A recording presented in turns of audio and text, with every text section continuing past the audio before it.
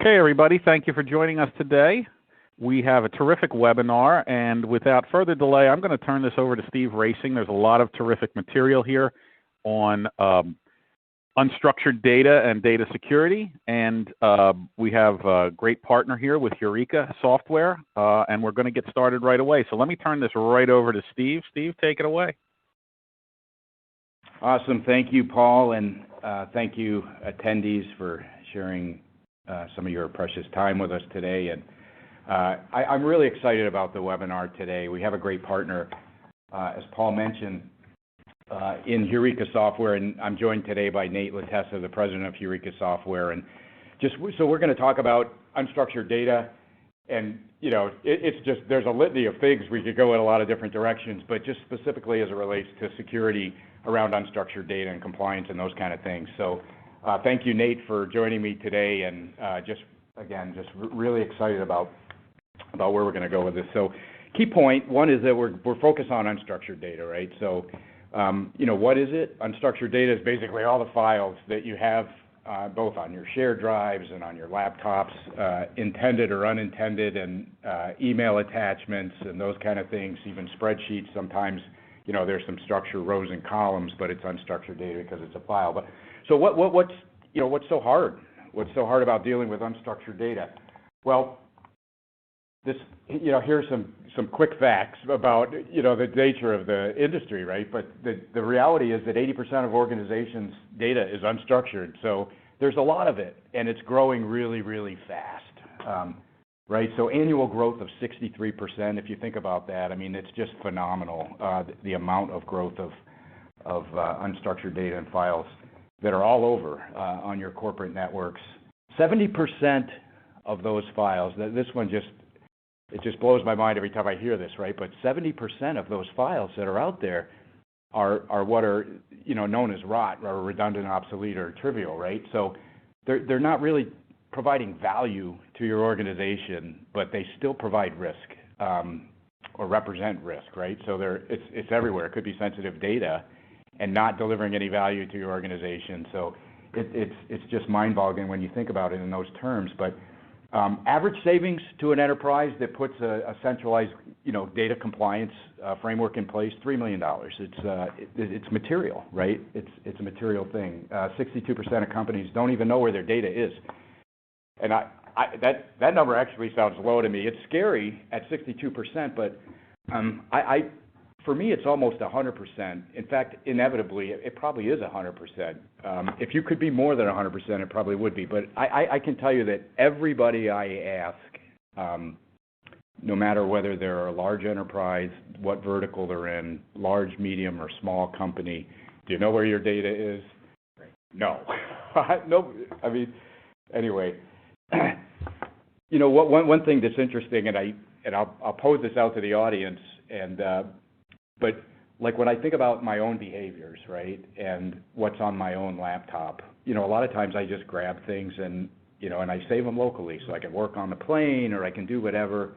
I never delete them, right? I don't think that's unlike what a lot of people do, right? So we're carrying around a lot of different stuff, right? That's you're missing that incentive, right? I mean, there's no incentive for you to get up tomorrow and say, gosh, really got to delete these files. I need to clean up my laptop and delete it. We don't think about it like that's right. And you're right. I look at that 62% number. Every time we talk to an organization, there is some certainty that they know what they're going to have in their machine. We even kind of thought about that when we were developing Eureka, and we all realized really quickly that what we thought we had on our machines was completely right. Wrong. Right. So yeah, I think we're unfortunate. We're all like that a little bit because again, the incentive isn't there for us to really do anything personally to get up every day and say, gosh, I got to clean up my laptop. I got to make sure I got rid of that employment agreement from that person. That's right. Terminated things like that we forget about that just kind of sit there until they become a problem. That's right. Yeah. This last stat, again, it's very interesting, but like e-discovery has been around for a long time, and the law firms have a methodology. And I remember doing a project like 10 years ago for a large global law firm, and they would get data in boxes. There would just literally be boxes of, backup tape drives, terabytes and terabytes and terabytes of data. What this stat is saying is that if you target what you discover and you only, search or index relevant data, the cost savings is phenomenal. But if you think about from a data collection standpoint, how much cost there is in just collecting data that you're never even going to use, right? It has no material impact to the outcome of the case in any way. It's throwaway, right? It's mind-boggling. So, yeah. Well, I worked for a e-discovery services company for a long time, and one of the things that I did was we had about 100 cases that we were hosting, and I went through and looked at all that data that we had and counted up the non-responsive tags. When attorneys were going through and marking responsive and hot and non-responsive, and took the amount of data that was there and the non-responsive tags, and it was something like across 100 cases, 99.2% of the documents that were in there were marked as non-responsive. Yeah, right. I mean, I thought it was going to be somewhere in the 50%. Right, maybe half. Yeah, 9.2% were non-responsive. That's right.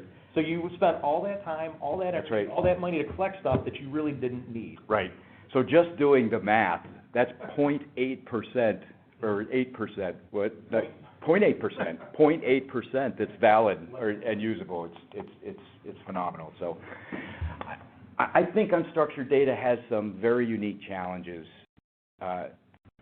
just by virtue of the fact that it's a piece of data. It could be sensitive. It could not be sensitive. It's detached from everything else, right? And it just goes somewhere. But what are they, right? What are the unique challenges as it relates to unstructured data? Do you know where your data is? This sounds almost rhetorical when you ask the question, but it isn't, because how many people actually know where their data is? Not very many. Email attachments, FTP sites. Your clients use a variety of different cloud storage sites. You do whatever, you have to get your job done, your day-to-day job done. And sometimes it includes sending out information, right?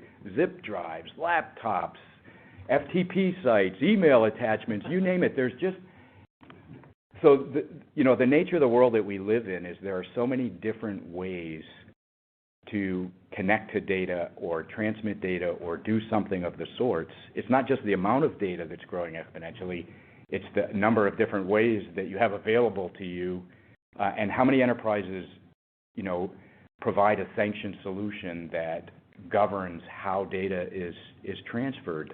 Even when they do, it seems like they don't work in all situations and various different things, and the end users are like, I got to get this done, I got to do whatever, and boom, out it goes. And where is it? I don't know. That's the reality. I think we forget sometimes too, what really is sensitive. There's the obvious things like, employment agreements and customer lists and things like that have, sensitive information in it. But we forget sometimes that, sensitive information can be anything. And I remember talking to a financial institution one time, and they said, we started talking about unstructured data, and they said, we really don't have unstructured data. Everything's transactional here. It's in structured databases. And I said, yeah, I get that. I said, this person happened to be in the IT department. I said, do you use Visio? Do you guys have a lot of Visio diagrams? And they said, oh, sure, we map everything on the network, and we've got every server. IP addresses, that's all the stuff. Yeah. So basically, it's a blueprint on where everything in the network is. And we said it in an email attachment. Right. I said, who in the department has that? They said, well, everybody has it. I said, that's pretty sensitive information. I said, if I'm an attacker, I said, that might be pretty valuable for me to get a hold of. And you saw his face kind of drop. He's going, oh, my gosh, that is really sensitive. In the wrong hands, it could be, really damaging. I think that you hit on a key point there, Nate, and that is taking a step back from the heat of battle to really comprehend how at risk we are because as a result of unstructured data and the sensitive nature of a lot of things that are floating around out there. But so this is exactly exactly what you were talking about, how you classify the data. Sometimes you don't, right? I bet that Visio diagram didn't say sensitive data on it or classifying or confidential. Maybe it said confidential. But here's the challenge with classifying data. And I'm sure you bump into this all the time, but what I'm seeing a lot is that at least legacy systems, maybe some modern approaches to data classification are different, but in most cases, enterprises that have data classification processes in place, it's a manual process. So if I'm going to write a document that's confidential or sensitive or internal only, I have to label it that, right? So I have to actually do something. And I'm a human who has 1,000 things on my plate every single day there's a very high likelihood that I either forget or skip this step or misclassify data. I mean, there are all these opportunities for human error to enter the picture. Data classification that depends on a human taking an action and properly labeling something are not effective in the big picture, in the grand scheme of things. But that's the way data classification works in a lot of cases, right? Well, and again, I think it goes back to, when you look at, getting classifications right, what's the incentive for you as an end user to get it right? Because if you classify something, say, as, classified or private, and you try to go email it, there might be a system in place that stops it. You go, I got to get this out. So, that's right. But if I mark it public, now I can go ahead and send it out. Right. And, I'm okay. And I know nobody on the call would ever do something like that, right? But I have a lot of stories very similar to that, right? So it's misclassifying in order to get something accomplished or something done, right? So again, not full comprehension of the risks that are created by doing those kind of things. But okay, so what else?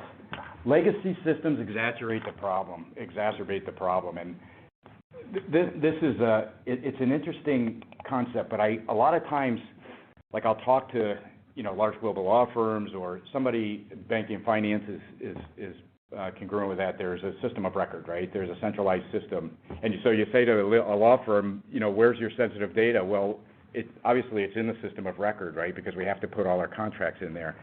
But in reality, I think what's happening in a lot of cases is the final version might be posted to the system of record, but while it's being worked on in a draft form or whatever, it gets emailed to other attorneys, to outside parties.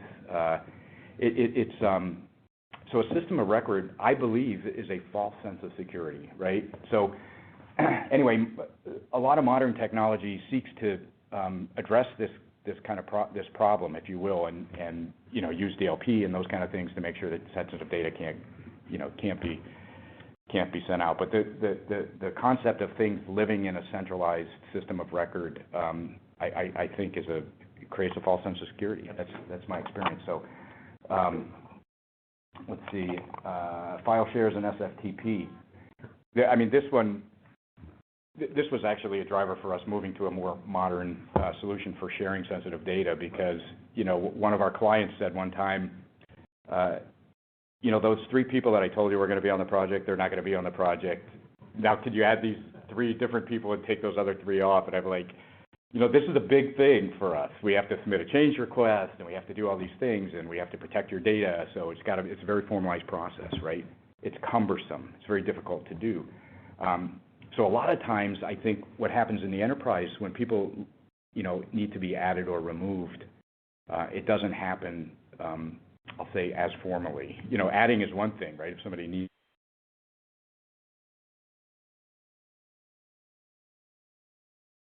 files are in FTP sites or secure FTP sites.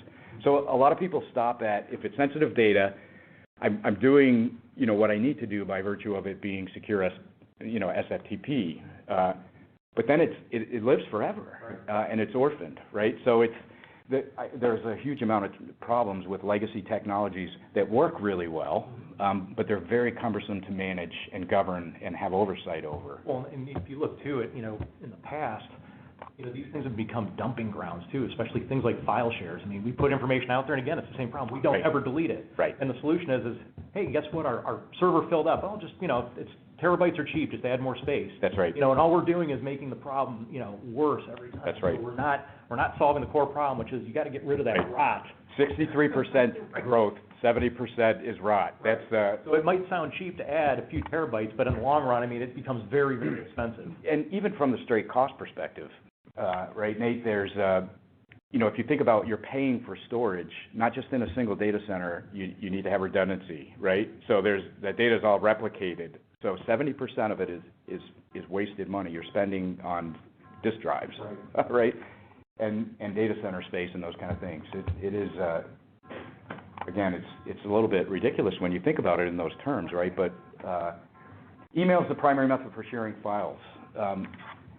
No matter how many times we talk about email not being a reliable mechanism for sharing files, most people share files via email, right? If I'm negotiating a contract with my outside counsel, we're probably sharing it back and forth via email, any supporting documentation, all those things. It's not, you know, banking, finance, a lot of industries have secure email for sensitive data, and again, data classification comes into play.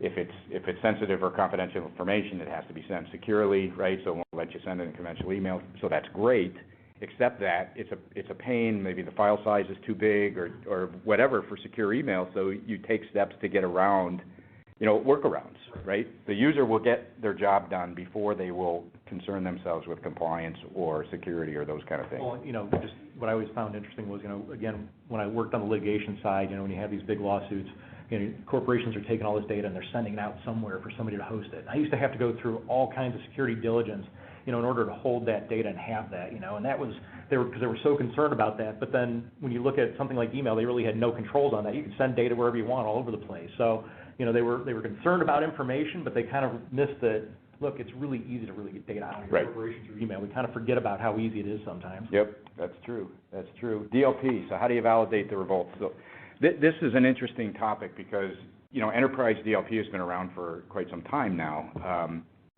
But how do you know if it's working, right? Most people are like, hey, I have DLP, so these things can't happen, right? Well, how do you know? I mean, how do you actually even know? And the other thing about DLP that I think is interesting is a lot of times it's draw a line in the sand, right? So you implement a system, you draw a line in the sand, you know, it's point in time forward. You know, these processes take effect, but nothing is ever like point in time backward. Like, what about all of the rot that's already out there, right? What about 70% of every file you've ever created since, you know, for the past 100 years you've existed, right? It's so I think DLP to an extent creates a false sense of security, and I'm not saying DLP is bad. I think it's a necessary technology, but it has to be part of an overall program, and it has to be. People have to understand the limitations as well as the benefits, right? It's not just all about what it says on the website and the brochure. What about all those things that it doesn't do, or all those areas that it doesn't protect you from? Like you said, I mean, it's definitely a needed component. I mean, security is all about defensive depth, right? It's having multiple layers. The DLP, you know, like you said, by itself just isn't enough because, I mean, to me, DLP is really a defensive kind of tool, right? You're waiting for something bad to happen, and then you're reacting to it. If you're always reacting, right, you know, the chances of you failing are very high. Right. So, you know, again, required, but you need to also look at the other side of that, which is more the offensive, proactive type tools that can augment that. Yep. I couldn't help myself when I was on the legacy technology stuff. Most of us probably aren't using, you know, reel-to-reel, you know, tape for our compute power and punch cards and those kind of things, right? But the reality is, when this was your data center, like how many people out there, their data center looks like this, right? So, but if it does, you know, you're probably not even connected to the internet, so maybe you don't have to worry about any of this stuff, right? But anyway, legacy technology is challenging because, and one of our sayings in IT is that, you know, nothing ever comes off your plate, just new things keep getting added to it, right? Because legacy technology, you know, doesn't go away. You still have to be able to work with it. And that I think is the paradigm that we live in today, is figuring out all these modern ways to do things and modern ways to work when you still have an installed base of legacy technology. Maybe not this legacy, though. But, so how do we win? You know, it's great. We have a saying, let's focus on the solution, not on the problem, right? So how do we, you know, win this battle? I think there are a couple different things that are critical. One is data discovery. So you can't protect against, you know, what you don't even know you have, right? So first you have to discover it, right? You have to find it and just know what's there. Maybe that 70% doesn't apply, but those are pretty good industry averages, I think. So but find what you have. Just index it and search and find what you have, and then you have to classify it. Classify that data. How much of what you have is even useful, right? So delete the stuff that's meaningless, first of all, because your attack surface goes way, way down if you just get rid of the things you don't need anymore. But classify what you have, and figure out, you know, what to do with the data that you classify, whether it's network segmentation or, you know, just special treatment for sensitive data. I mean, however you protect the crown jewels, do something different with stuff that's sensitive and stuff that isn't. But it's critical to classify. And data destruction, you have to have retention policies. You have to know what data you need to keep for what reason. You know, if you don't know why you're keeping it, then you need to find that out, because just to keep it, you know, we're all hoarders to a certain extent when it comes to data. But, you know, I don't like deleting emails because who knows when I might need something, right? That's but it should at least be, if I classify it and store it in a segmented place, right? Then, you know, it's still available, but it's not just sitting there. But destroying data destruction and retention policies, I think, are a critical part of this, right? And then regular audits, and this ties into that. How do you know that DLP is working? I mean, it doesn't matter what area of IT or security, you know, you're talking about. You have to do audits to know if what you're doing is working or not. And the same is true with unstructured data. Like, just putting an enterprise DLP system in is great, but check it once in a while. Like, do an assessment and use a different tool for that than the DLP tool, right? So the DLP tool is telling you that it's discovered everything on your network, but how do you know? You know, so we try not to leave anything to chance, right? And I just think that's leaving stuff to chance. But in any event, there is a structured way to approach doing this. And one of the things we talk about at ASMGI a lot, and anybody who's been on any of our webinars has already seen this, but it's true for no matter what the technology is. To be a total solution, it's program plus technology plus operations, right?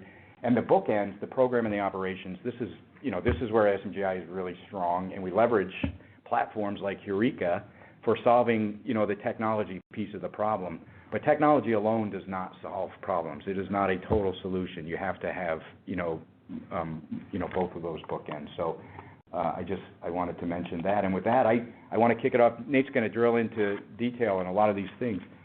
So I wanted to kick it over to Nate. And great. Well, I do want to run you through a couple things, just real quick, just background on Eureka. We've been around since 2013. As I mentioned before, my background was in legal and e-discovery, also information governance. So when we started Eureka, it was really around this idea of how do we help people in that space. And really the initial idea was in e-discovery, we're forced to over-collect data because there's so much information and we have so little visibility into it. So we're forced to over-collect data for litigation and then deal with it downstream. And really what we realized very early on is that this is a problem, whether it's e-discovery or compliance or privacy or cybersecurity, not understanding what data you have and where it's at, it applies to all of them. So we really started to look at trying to solve a much broader problem, which was the data itself, understanding what you have, where it's at, and being able to act or react to that information. So we expand our offering into the governance, risk, and compliance space, and it started introducing more tools around helping organizations understand their data and then actually, like I said, act on that information. So Steve touched on some of this a little bit before, but I just want to go over it again real quick. We talked about unstructured data, so all the Word documents and Office documents and emails, makes up 80% of the data in an organization. So everything outside of structured databases. That number, that 63% growth every year, it's tough to really wrap your head around that, but it basically means your data is doubling every 1.6 years, I think is what that works out to. And, when you look at that ROT number that we keep going back to, the 70%, it's so important because when I start thinking about that in terms of dollars and cents, right. I mean, if you look at it from a cybersecurity standpoint, from a compliance, from e-discovery, I mean, 70% of every dollar you're spending on those things is going to protect data, comply with data for litigation. 70 cents of every dollar is basically going to information that has no business, legal, or regulatory value. Right. And we're all struggling, corporations are always struggling for budget dollars on, we need more cybersecurity solutions, right. We need more compliance. You have the budget here. We have the ability to do that here. Yeah. So I think it's important just to kind of boil that down into dollars and cents.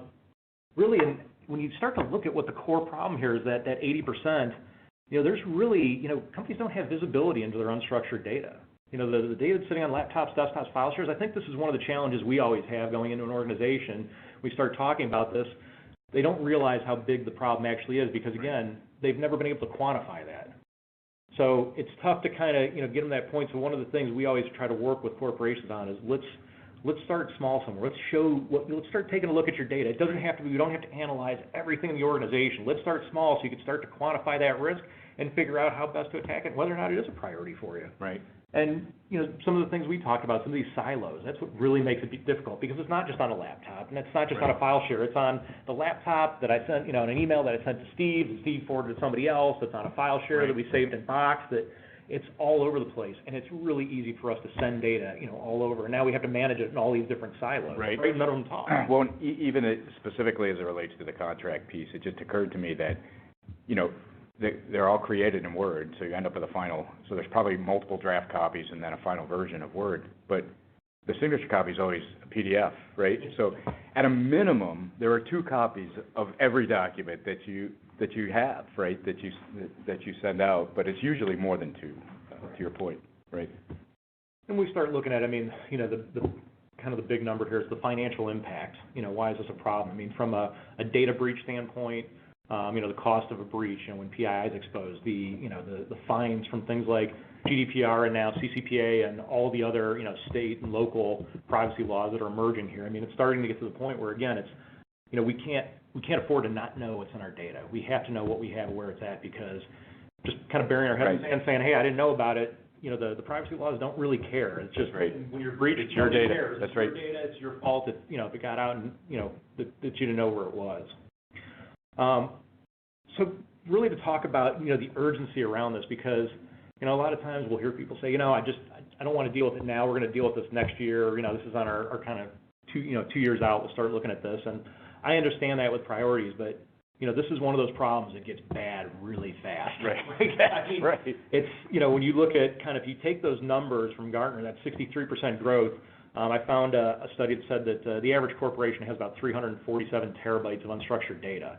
If you take that and you start looking at it, even if you push this off 2 years, you're looking at almost triple the problem. That's right. And in year 3, you've got about 1.5 terabytes of data if you started with 3. So, your problem gets 5 times worse. Right. So every year that goes by, it becomes more expensive to deal with this problem and to deal with, the fallout. That's right. Yeah, and if you look at the total data quantity that's growing at that rate, and so if you think about economics purely, like you said, the impact to your organization, if 70% of that is it's spend that you don't get a return on, basically. Again, this is stuff with no business, legal, or regulatory value. So if you look at it from a compliance standpoint, your compliance risk surface is increasing. From a cybersecurity standpoint, your attack surface is increasing. That's right. It's tough to manage that amount of information, especially when it's growing at this pace. Right. So even the operating cost to deal with that is huge. Yeah. So we've kind of beat this one up a lot. This idea of document lifecycle, it's really just creation, propagation, proliferation, and really what's missing here is deletion, right? Because we don't typically think about it. We don't think about, gosh, I got to delete all this stuff once I'm done with that that use. Yeah, theoretically it should shrink back down at the end, right? But it doesn't. Yeah. We see it going out, and that's what we're seeing is a lot of this massive growth, and really it manifests itself into this right here. This is when most companies realize the risk. It's when it's too late. It's out. It's it's the Marriotts and Equifax and eBay. They didn't understand potentially what that risk was, or they thought. Every one of these probably thought that they were covered or that they were doing the right things, but this is when they realize the risk. And this is not when you want to find out you have a problem, right? Especially with the privacy laws, because they're going to fine you for this. Right.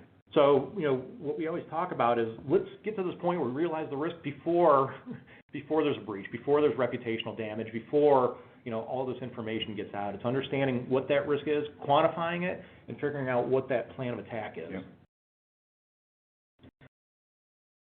Yeah. We keep going. We talked about cyber, and I think I use this in a lot of my presentations, but one thing that was always interesting to me is when you look at the cybersecurity marketplace, one of the numbers I found is that cybersecurity budgets, on average, are increasing by about 12% every year, which is a significant number. But the frequency of breaches is increasing by 27%. Right. So we're spending more money on the problem, and it's getting worse. So to me, just looking at it that way, it's not working. What we're doing in the past, the way we're trying to attack this problem is not working. So we really need to start thinking about this from more of a holistic, start looking at it from a data level, right? Because security typically isn't about data. It's about perimeters, it's about detecting threats, things like that. Usually when you talk to security people, it's like, look, I don't know what's in the data. That's somebody else that worries about that. I just have to put a fence around it and protect it. But you are starting to see, at least we're starting to see more security people say, I want to know what's in there because I want to be able to protect different data differently. I want to know that this machine has a lot of PII on it and should, or this one has PII and it shouldn't have it on there. That makes a big difference, in the security space. Right. Especially when I can start to, I have, I have limited funds. If I can start directing my cybersecurity dollars to protecting the data that matters most or protecting the assets that matter most, then I can really start to, really target and focus on that information. Yep. Yeah, and interestingly, like identity and access management, it ties right into this, right? Yeah. There are certain areas of cyber that surface as priorities, and trying to control access to certain areas, like segmenting your network and putting blah, blah, blah. But if you already have data and you don't know where it is, right.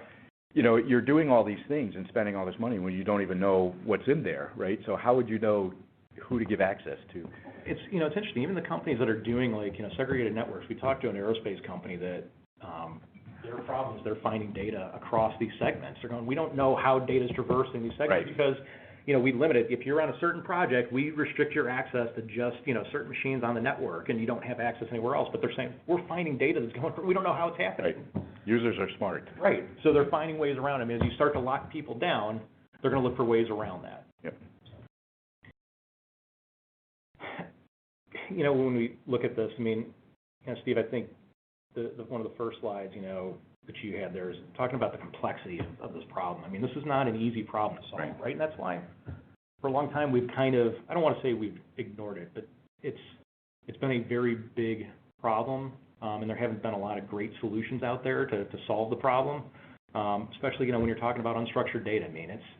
When it's everywhere, the solution in the past was get a document management system, right? And take all your data, put it up there, and then we'll manage it. And that was a great idea, except people weren't just putting everything up there, and they were copying it, and they were leaving, like you said, records everywhere. So you almost doubled the problem now, right? Because now I've got it not only on my laptop or desktop, now I've got it, a central repository too that I can manage as well. So again, this complexity around what data do I have and where it's at. And we know it's an issue. When you start looking at some of the surveys, especially from chief data officers and things like that, they all have these, data-driven initiatives that they're working on here. Right. And a lot of them seem to be kind of stuck because the problem's so big, they don't really know where to start. Right. Right. And that's one of the things that we see as probably the biggest issue is just really understanding how do I even start with this. Right. But I think to your earlier point, getting started is important because the problem is getting bigger at a really fast rate. Right. You have to start somewhere. Right. If you think it's hard this year, see how hard wait and see how hard it is next year, right? Right. So when I think of data hygiene and kind of how you solve this problem, again, it goes, step one is it's the discovery. You have to start with what do I have and where it's at. And this is important anyway. When you look at, again, the privacy laws and everything else, this is the most important piece. This is step one. What do I have and where it's at? It was interesting, I was just in Berlin at the American Bar Association had a cross-border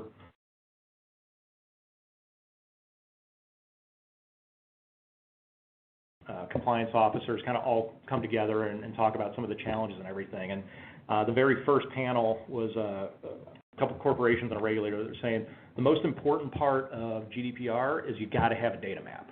Got to have it. They were talking for an hour about how important it was, have to have this. The second panel that got up said, if you think you have a data map, you're wrong. It's not right. That's right. And then the next panel was how important the data map was. But every single panel, data map came up and how important it was to have this. And basically, everybody's saying it's almost impossible to create because by the time I create the data map, my data's old or it's changed or the data map's not complete. Right. But again, that's some of the things. Those are some of the problems we're trying to solve here. But just having that data map is really it's step one. But that's where we always recommend starting is we just got to figure that out first. And a data map isn't something that you do one time and you're good. It's something that you constantly do, right? You're always looking for more data points, because I want to understand what I have, where it's at, and then a month or 2 months or 3 months later, I want to understand, is it still there? Right. Or is there more data where it shouldn't be? And start to build that history. Right. And that's how we're going to start to see where, these problems are. But really the next step is once we know what we have, it's that minimization, right? Every company has a document retention policy. And I bet most people aren't following it to a T because, again, they've never had visibility into this data to be able to do something about it. Mm-hmm. But it's so important to be able to minimize some percentage of that 70% of rot. Right. Again, starting somewhere, with, the oldest data, whatever it is, but being able to start chunking away at that because, again, it's growing. It's going to get worse. Right. And then really, organizing what's left over. And this goes back to the whole classification piece we talked about, is being able to classify that data in place so that once I know where that data is, I want to be able to find it quickly. I want to be able to recall it for e-discovery and investigations, for compliance reasons, for whatever. I don't want to have to run the same exercise again to find data that I already found once before. Right. So it's really important to classify that and, be able to recall it on demand. And then really the last piece is just monitor. I mean, this isn't just a one-time thing. It's this constant flow. You're always having, data that's being created, expired, right, classified, start the whole process over. I mean, we start back at the discovery phase and kind of keep going through this. So it requires this constant, care and feeding. Right. To really be effective. And if you don't have a continuum, your only option is to do an audit periodically, right? And if the data is growing at that, again, just based on sheer numbers, it doesn't make sense not to do it continuously. Right. So, I did want to just spend 1 second on just step one again. We're not going to go through all of them because I think step one is so important. And this step one could take months, if not years, depending on the size of a corporation, right, to go through all the data and understand what you have. I mean, we've got some companies, international companies that have, 300 file shares that are all over the world. I mean, right. Even if I could analyze all that data in one shot or index all that data, can't consume it that fast, right? So this, this is a key point, and I think this is a human nature thing, but I have a lot of discussions about this.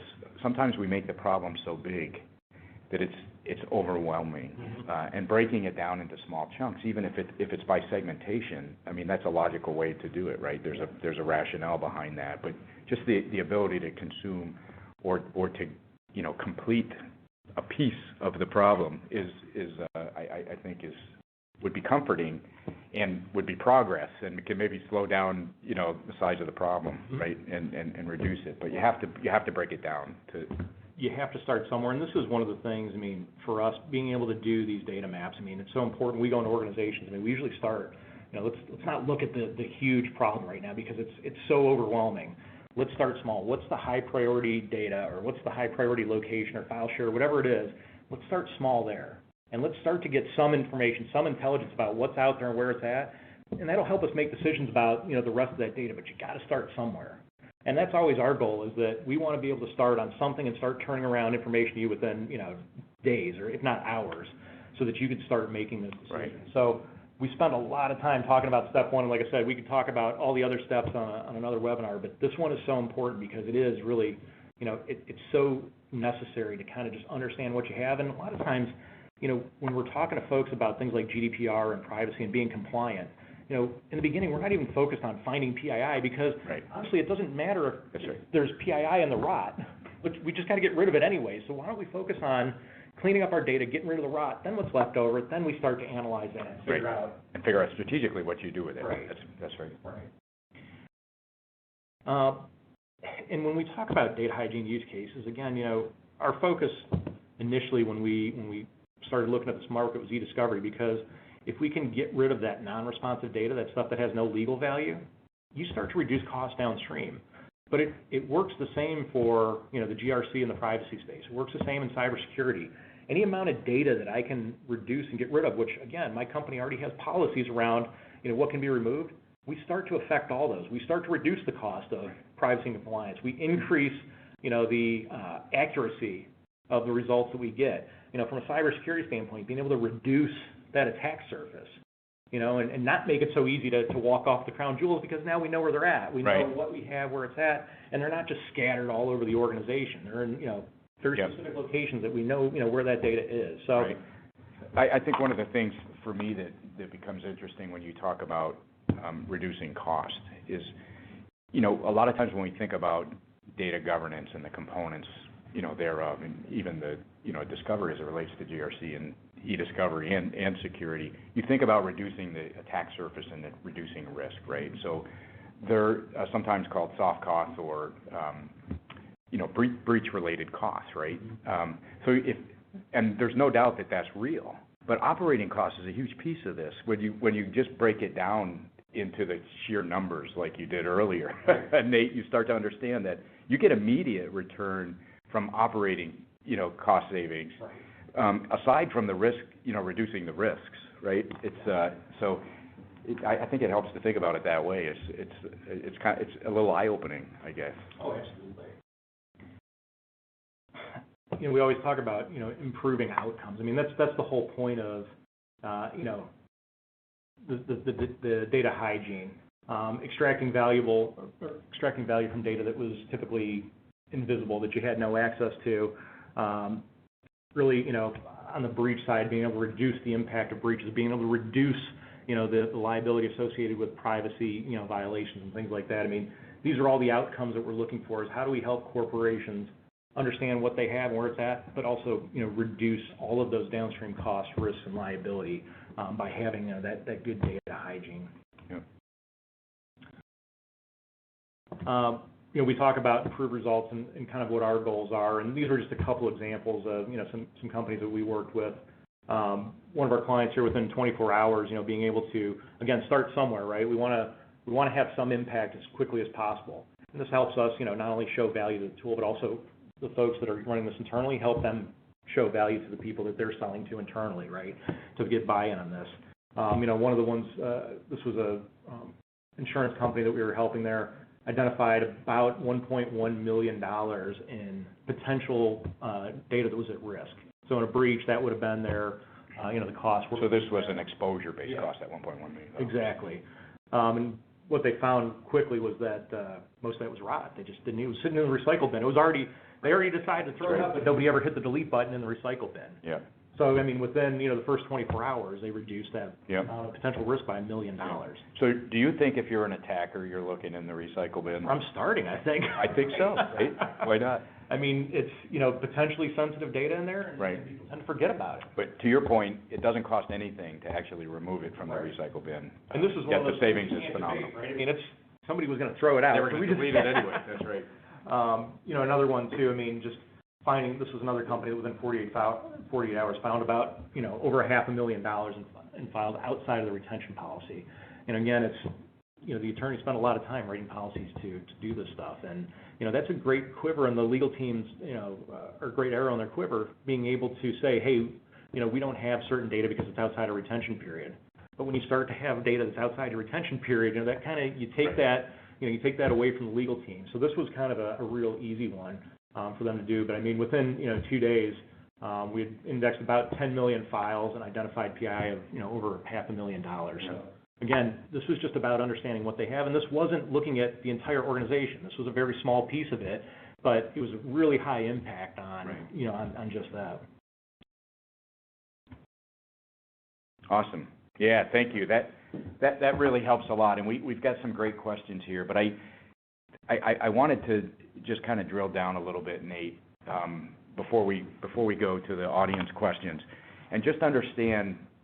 We know there are other tools out there that index files, right? And most enterprise DLP, quite honestly, say we index your files, right? So, I mean, what's special about Eureka and being able to index that much data in 2 days? I mean, how is it that you're able to accomplish that? And I know you're not the architect, but can you get in the weeds a little bit on what is it that makes Eureka work that way? It's really the distributed nature of Eureka, right? I mean, at its core, it's a distributed search platform. And when you look at other tools that analyze structured data, typically they're doing kind of a reactive scan. So they're having to touch those files every time. And I mean, to scan, unstructured data, I mean, it's time consuming. Usually it's coming from one source. So you have one machine reaching out to thousands, trying to scan all those to get the data. Eureka's distributed nature, you've got all these kind of mini agents that are deployed, and they're all indexing on their own, reporting back. So I mean, we could do hundreds of terabytes, if not petabytes of data, literally in a 24-hour period, because again, it's a distributed search. And just to give you an example, we had a university that they have 8,000 workstations, and they were using a DLP data discovery tool, which was that reactive scan. And that search used to take almost a full year to run across 8,000 machines, and they only got about a 35% return rate on those machines. It's only 35% ever reported back. That same search now across 8,000 machines takes minutes to do with Eureka, because again, we've already got all that data. It's that distributed search. So we're doing that same search, but instead of a year, we're doing it in minutes, and they're getting results back fast, and it's 100% recall, return. And we know how fast things change. If it takes a year to get a result, it's not meaningful when you get it, right?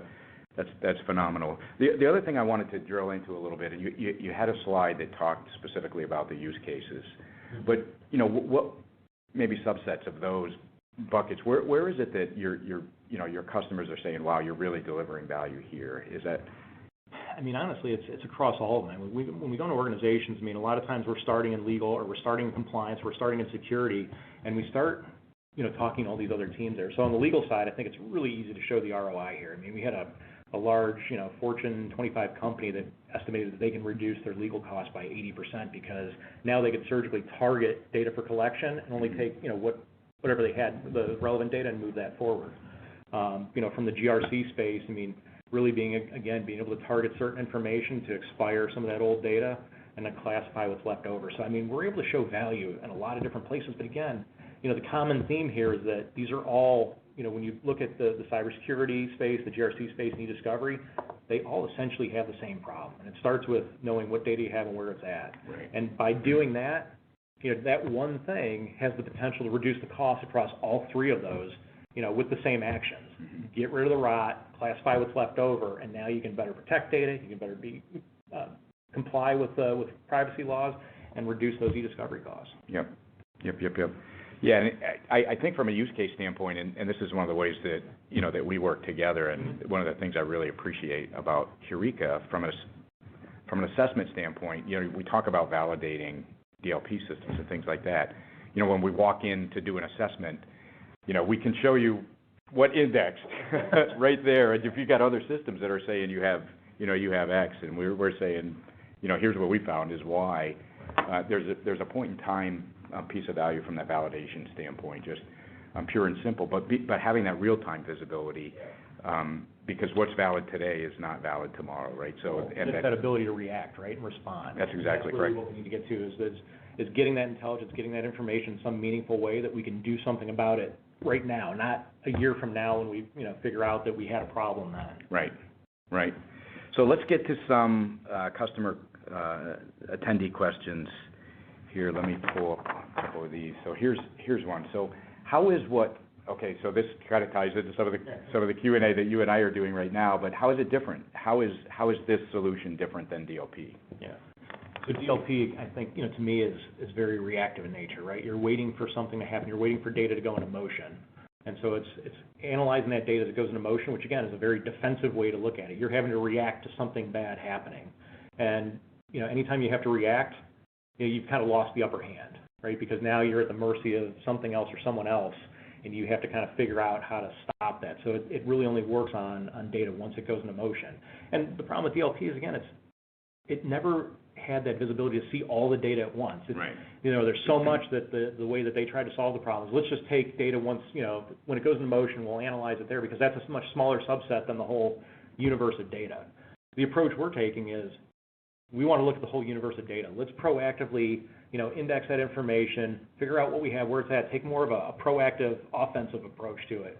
Let's find out where that sensitive data is before it has a chance to leave. Right. If I find it on Steve's machine, why does Steve have this? Should he have it? And if he shouldn't, let's get it off there so that we don't have to worry about Steve accidentally sending it or sending it out. Right. So to me, again, I think we talked about DLP has a purpose, and I think, you always need more layers. I think that's how cybersecurity works. It's right. Defense in depth. But I think you've got to balance that with, proactive tools versus those reactive. Agreed. Yeah, and I think just to kind of add to that, like I look at it as making DLP better than making it more effective, right? But when I go back to those three pillars of a total solution, the program should define how you're going to use the technology, right? Not just what are the SLAs, but what is it going to do and what is it required. So all of the governance is kind of built into a strategic document that says this is the purpose, right? Right. And DLP has a purpose, and again, DLP doesn't help you if you unplug your laptop and pick it up and walk out the door and leave it on the bus, right? The DLP doesn't prevent that from happening. It might help if you're trying to attach a file to email, or it might help if you're trying to move from a public area of a shared drive to a sensitive area, or vice versa, probably even more so. But anyway, net is to your point, it doesn't tell you what you already have, and it doesn't it's not a proactive thing, it's a reactive. Well, and one of the points you made earlier too was, how important it is to audit those policies. Well, if I have to wait months or a year to figure out that my policy isn't accurate or it's too restrictive or not restrictive enough, well, a year's gone by. That's right. A lot of things can happen in a year. I don't have that visibility, and now I've got to change and react. And then when I do make those changes, how do I make sure that that was the right change, right? Do I have to wait another months or years to figure that out? So again, it's having that fast access to information to understand what you have, where it's at, and make sure that whatever policies you do have in place, you're able to audit and I guess confirm that right. that they're working. Right. Yep. Here's another question that's kind of related. So we already have an enterprise e-discovery and DLP in place. Is there any reason why it would still need to do, something more, or something around indexing, searching files? I think, specifically? I think it goes back to what we talked about again. It's there's not just one magic solution here. I mean, it takes several different tools to actually manage this information and do a good job. So if you have some e-discovery tools in-house, you have DLP, I mean, this kind of fills a gap between both of them. This is that ability to analyze that data in place, and start to get those insights quickly. So I think, it requires more than one tool to do that. Yep. Awesome, thank you. So another question, how does this topic, data hygiene, relate to data governance? I think, when you look at data governance, I mean, a lot of this is, again, it goes back to understanding what information you have, where it's at, and being able to, act or react to the policies that you already have in place, like these document retention policies. And that's a big part of data governance is, am I following my policies? And, the problem with a lot of those have been, too, is that, especially when you look at compliance, compliance has traditionally been very much a check the box, process-driven, organization, right? They don't really look at data. They look at, hey, if I've got process X, Y, and Z, I should be protected, right? But then there's very few audits and very few checks in place. Right. And it's moving on to something new, right? That's like there aren't any new threats to occupy your time. And I think, that's the same with data governance. It's, we've got an archive solution, we're doing this, we've got all these pieces. It's more of a process-driven organization, or has been traditionally. And so, they don't have many tools to actually get down in the weeds and understand what data they have and be able to act and react to that. So again, that's to me why it's so important that, you have that visibility. Mm-hmm. You understand, what information you have. You're not just checking a box. You're actually auditing the data to say, you know what, the processes are there, and I verified that the data, the output that we expect is there. Yep. Yeah, and for me, like data governance, first of all, terms are pretty ambiguous in cyber.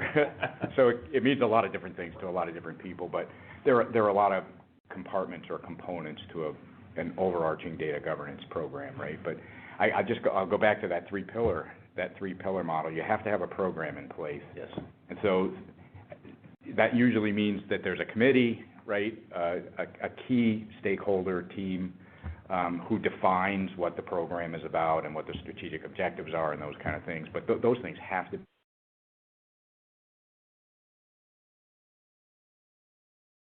get those things in place and find a piece of technology or multiple pieces of technology that help you deliver what you put in your program. That kind of thing. But operationalizing it, I just want to spend a couple of minutes on, because that's a piece that I see, like when people, calculate total cost or various different perspectives on a total solution, leave off this day-to-day operations, right? It's so key. And as it relates to any kind of governance program, what you do day-to-day drives the outcome, right? You either succeed or you fail based on what you do every day, right? If you're not actually governing, right, that's a change management thing in a lot of cases, right? You have to not just define a policy, but you have to audit it. And you have to make sure it's working. You have to do it every time a change happens, for example.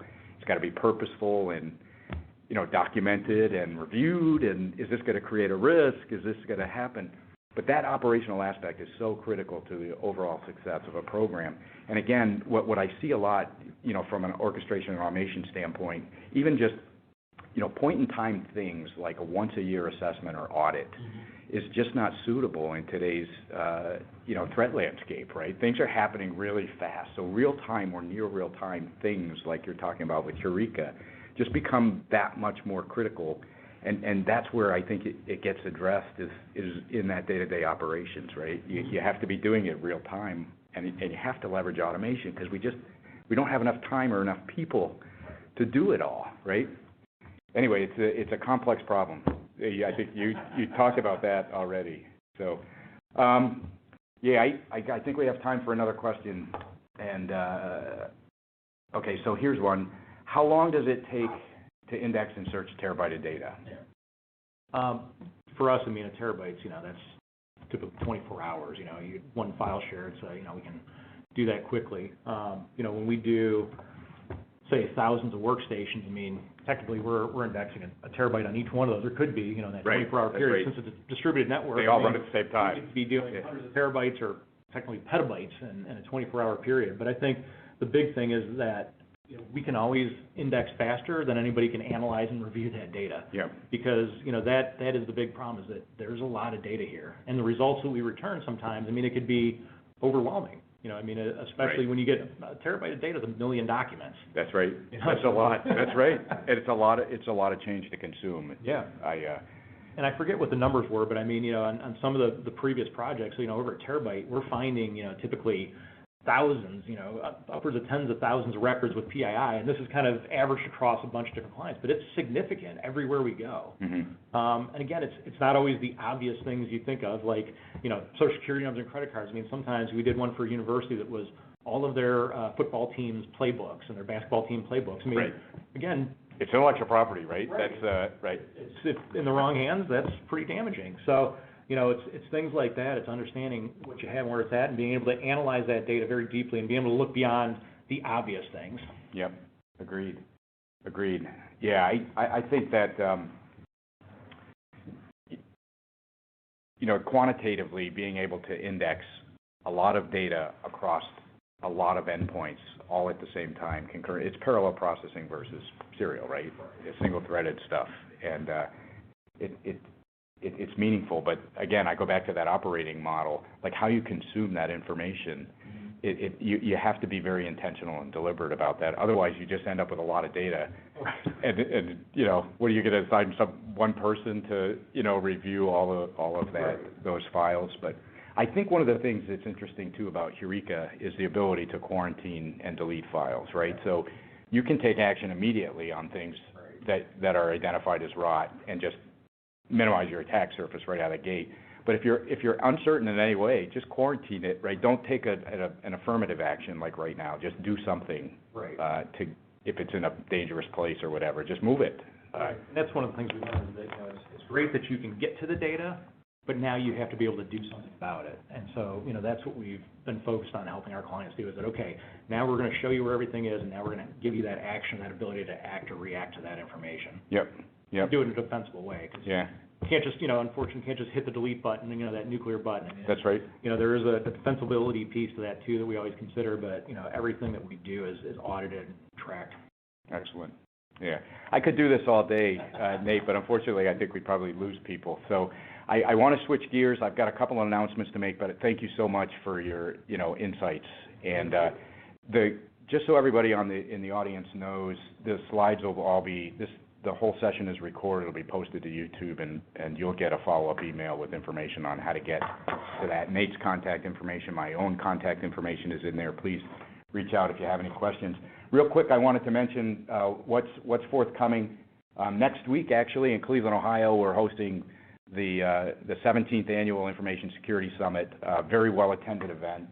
We're very excited about this. We have several tracks of just really good, I'll say, relevant, high-priority cyber information for you, and we just have an incredible cast of speakers coming in from all over the country. So very excited about that. Click on the links to see more information about that. We're also doing, at the Security Summit, we're doing a special tribute for the 50th anniversary of the Internet. I've learned it's the 50th anniversary for everything this year, so I'm thinking to myself, 1969 must have been a great year. I was alive but young. But in any event, the 50th anniversary of the Internet, Len Kleinrock from UCLA, we're going to do a live video feed into the Security Summit and talk to Len for a little bit about, what it was like to, he invented packet theory. He's the mathematician, the brains behind packet theory, so it's pretty interesting, but we're looking to have a lot of fun with that. And actually, the following week is the actual 50th anniversary, October 29th, so that's a Tuesday at UCLA. They're doing an actual event. They've got like 50 speakers, Eric Schmidt from Google, a lot of really, really key people. Mark Cuban's going to be there. It'll be a lot of fun. So if anybody has a chance, please, again, these links will all be sent out. A little picture of ASMGI hot sauce over there. We're going to have this at the summit. If anybody likes hot sauce, come get some for sure. But all of the webinars that we've done are available on the YouTube channel. So there's a picture of Len Kleinrock in the famous room 3420, where the first packet was sent at 10 p.m. on October 29th, 1969. It was Len's team that sent the packet to Stanford University. So pretty exciting stuff. Thank you, everybody, for attending today. And again, all the slides will be sent out and all the contact information will be in there. If you have any questions, please follow up. Thank you. Thank you. Bye-bye.